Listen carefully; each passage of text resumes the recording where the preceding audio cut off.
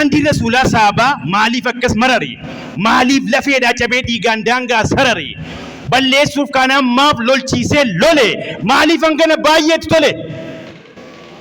Citanii cichanii bulanii agabuu kan tiksaa turaniif kaffaltii qabu.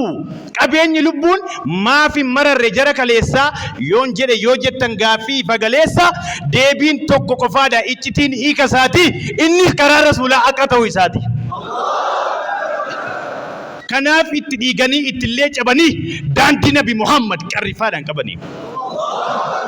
Sun immoo alhamdulillah namni irraatti daandii isaan saaqan hordofamaa jira kunoo amma irraatti.